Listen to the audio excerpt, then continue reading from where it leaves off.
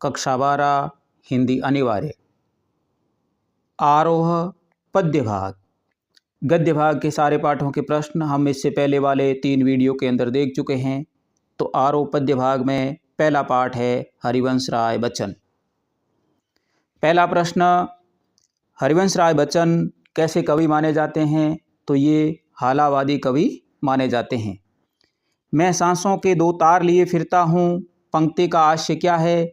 मैं लोगों से प्रेम के संबंध है वो रखता हूँ, यही इस पंक्ति का आशय है।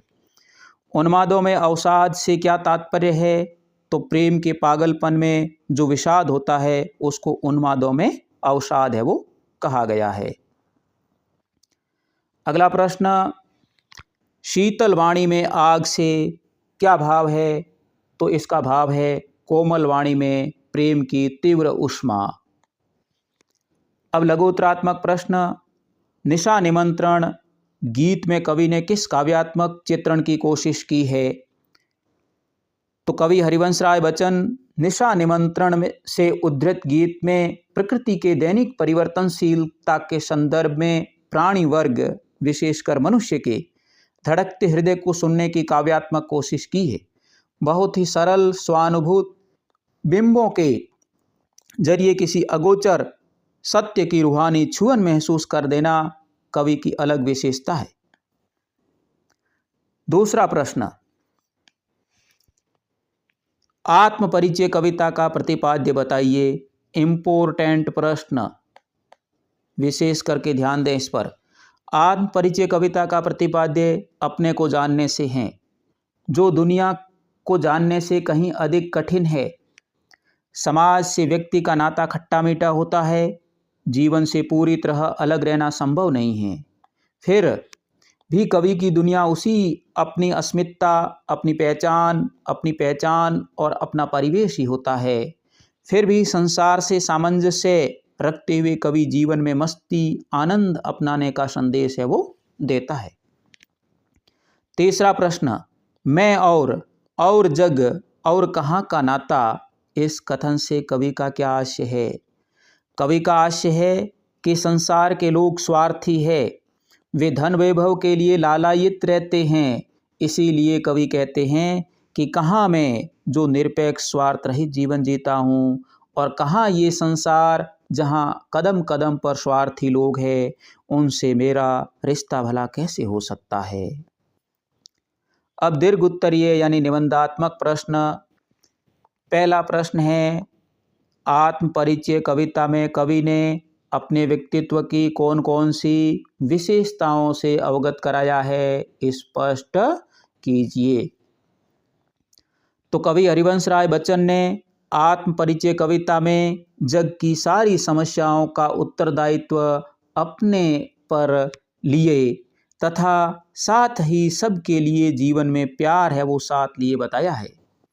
कवि को प्रेमहीन अपूर्ण संसार अच्छा नहीं लगता, इसीलिए वो अपने स्वप्नों के संसार में ही विचरण करते हैं।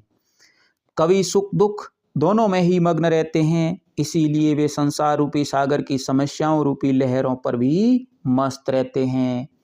कवि अपनी शीतल वाणी में जोश की आग लेकर घूमते हैं, संसार को मिथ्या जानकर लाभ हानि, मान अपमान, सुख दुख सभी अवस्थाओं को समान मानते हैं। विपरीत परिस्थितियां उनके जीवन में उत्साह और उमंग है वो भरती है। दूसरा प्रश्न, दिन जल्दी जल्दी ढलता है कविता में व्यक्त गूढ़ अर्थ को स्पष्ट कीजिए। तो दिन जल्दी जल्दी ढलता है कविता में कवि ने सत्य के साथ समय के गुजरते जाने के एहसास में लक्ष्य प्राप्ति के लिए कुछ करने का जज्बा लिए अर्थ के कविता में व्यक्त किया है। मंजिल की दूरी से घबराकर कुछ लोग प्रयास करना छोड़ देते हैं। मनुष्य आशा निराशा के बीच झूलने लगता है। यह बीच की स्थिति को व्यक्त करता है। दूसरी स्थिति में यह आशा मनुष्य के जीवन में नव संचार के भाव भरती है कि हमारे जीवन का एक ध्येय है कि हमारे अपने आप से स्नेह प्रेम की आस टिकाए बैठे हैं। तीसरी स्थिति कवि स्वयं की या एकाकी जीवन व्यतीत करने वालों की स्थिति के बारे में कहते हैं कि जो अकेले हैं उन्हें यह ढलता दिन और भी व्याकुल है वो बना देता है। अब है वो दूसरा पाठ देखते हैं जिसका नाम है आलोक धनवा। पहला प्रश्न, पतंग के बहाने किसका सुंदर चित्रण है वो किया गया है? तो बाल सुलभ इच्छाओं का चित्रण किया गया है। खरगोश की आंखों जैसा लाल है वो कौन प्रतीत हो रहा है?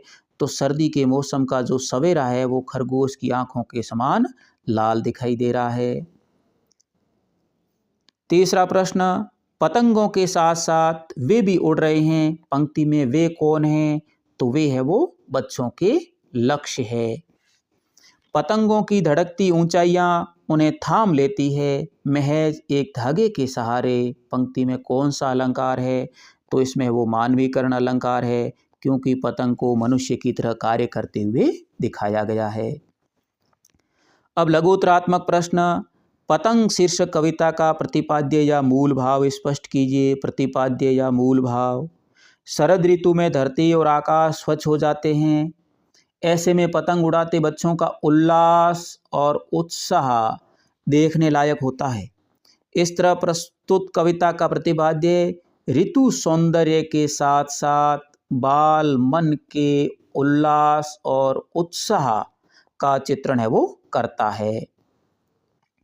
दूसरा प्रश्न, ऐसा कब प्रतीत होता है कि पृथ्वी बालकों के पैरों के समीप स्वयं घूमती चली आ रही है? पतंग कविता के आधार पर समझाइए। तो जब बच्चे अधिक तेज गति से बेसुध होकर दौड़ते हुए पतंग उड़ाते हैं तब प्रतीत होता है कि पृथ्वी स्वयं आगे बढ़कर बच्चों के पैरों के समीप पहुंचने का प्रयत्न कर रही है। उस समय ऐसा प्रतीत होता है कि बच्चे दौड़ नहीं रहे हैं, अपितु पृथ्वी स्वयं उनके कोमल चरणों की ओर घूमती हुई चली आ रही है। तीसरा प्रश्न, बच्चे और भी निडर है वो कब हो जाते हैं? तो पतंग उड़ाते समय बच्चे जब भी छत की खतरनाक दीवारों और मुंडेरों से नीचे गिर जाते हैं और दुर्घटना में चोटग्रस्त होने से बच जाते हैं, तब वे पूरी तरह निडर हो जाते हैं और फिर दुगुने जोर से पतंग उड़ाते हैं। अब दीर्घ उत्तरीय प्रश्न जो निबंधात्मक प्रश्न है, पहला प्रश्न है, कविता पतंग में बिंबों के द्वारा काव्य सौंदर्य प्रकट किया गया है, स्पष्ट कीजिए। तो इस कविता में सुंदर बिंबों के माध्यम से बच्चों की बाल सुलभ चेष्टाओं का प्रभावी चित्रण हुआ है। काव्य में बिंब का वह मानसिक चित्र है जो कल्पना द्वारा अनुभूत किया जाता है। यह इंद्रियों पर आधारित होता है जिनकी सहायता से हम काव्य के मूर्त रूप की अनुभूति करते हैं। पतंग कविता में बिंबों की रंगीन दुनिया चारों तरफ व्याप्त है। यह एक ऐसी दुनिया है जहाँ शरद ऋतु का चमकीला इशारा है, दिशाओं में मृदंग बजते हैं, पतंग डोर के सहारे तथा बच्चे अपने रंध्रों के सहारे उड़ रहे हैं।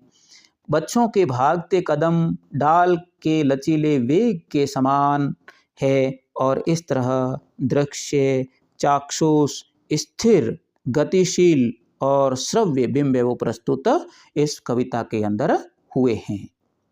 पद्य भाग का तीसरा पाठ है जिसका नाम है कुंवर नारायण।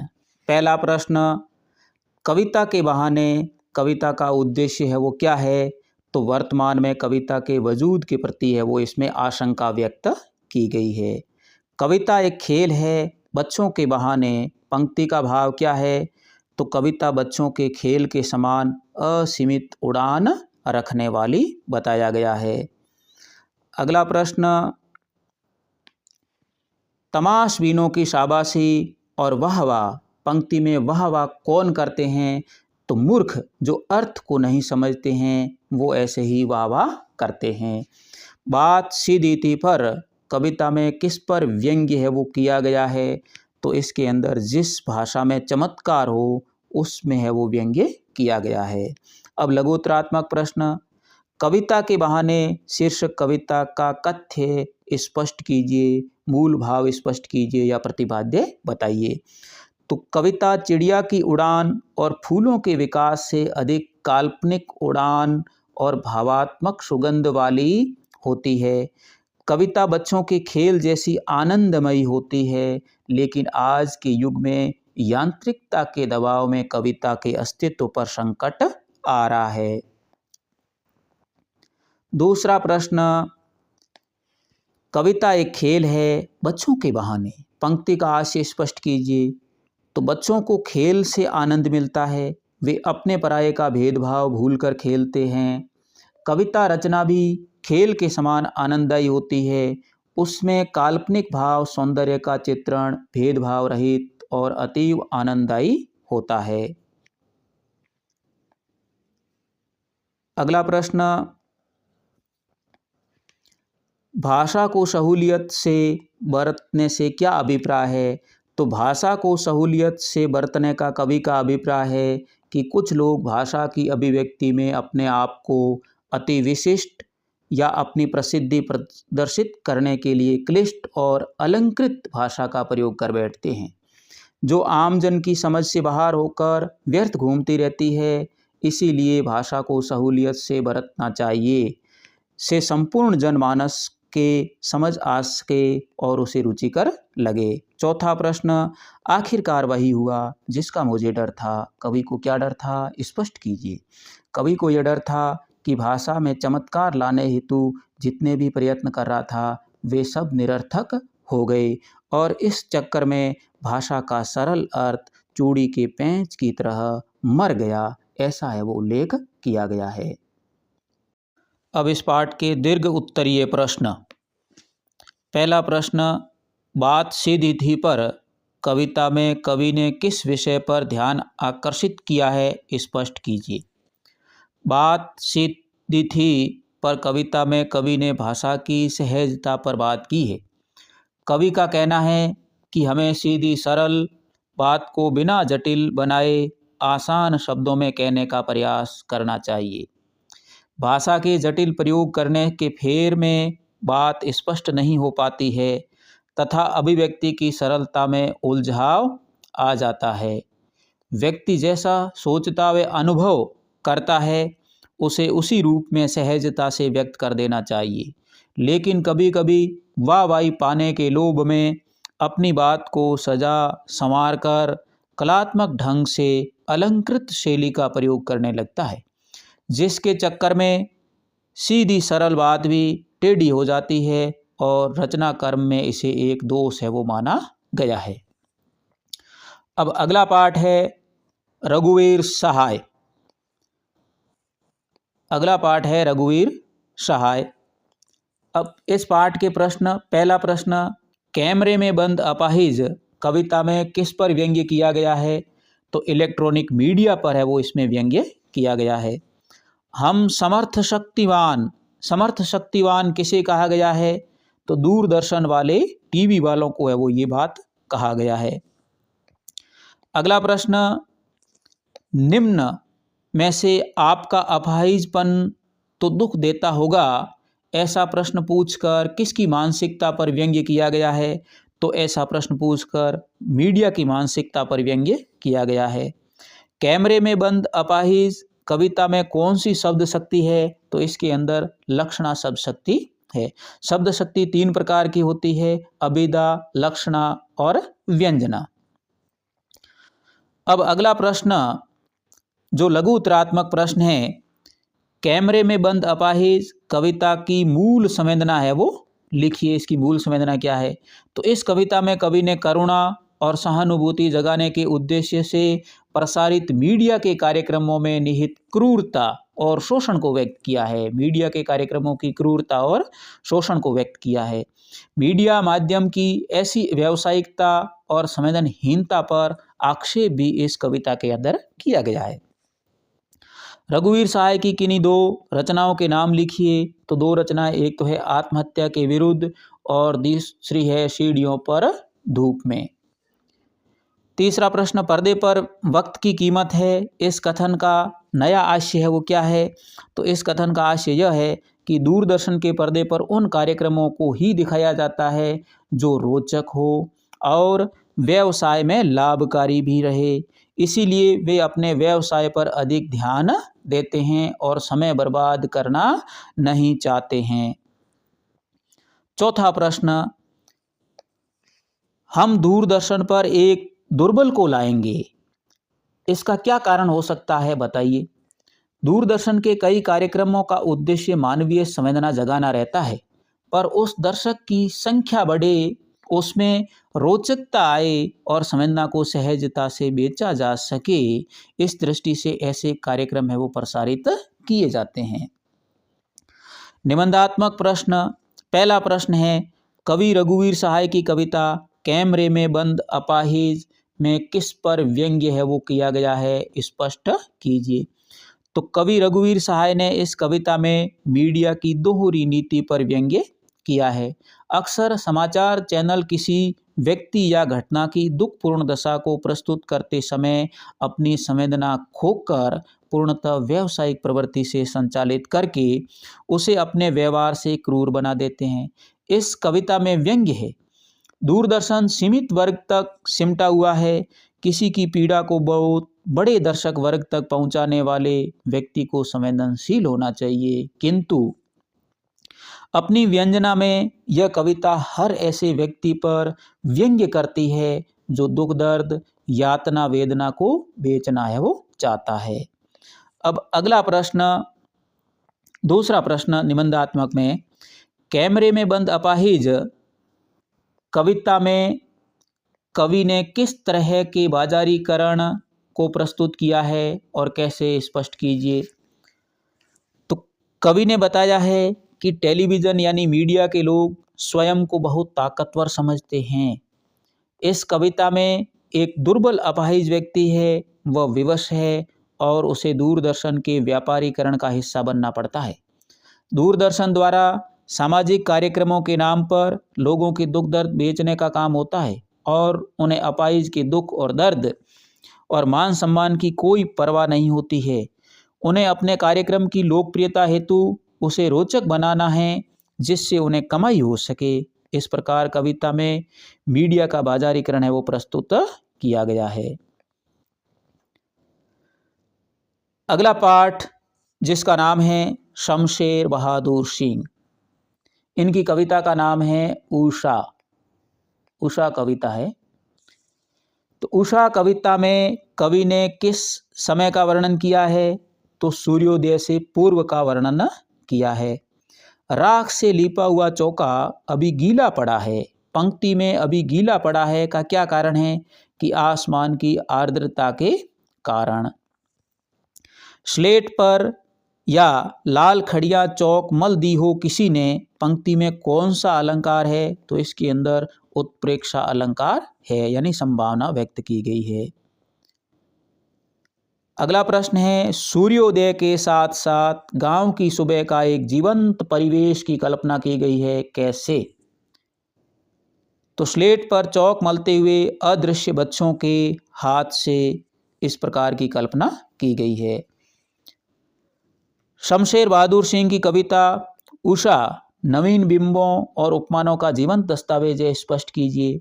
तो शमशेर बहादुर ने उषा कविता में प्रातःकालीन धुंधले नीले आकाश के लिए नीला चौका, काली सील और स्लेट पर लाल खड़ियों से मलना आदि नवीन उपमान दिए। इसी प्रकार नील जल में झिलमिलाती गौर देह से सुंदर बिंबों की योजना है वो इसमें उपस्थित की है। दूसरा प्रश्न, उषा कविता में भोर का प्राकृतिक सौंदर्य चित्रण किस प्रकार किया गया है।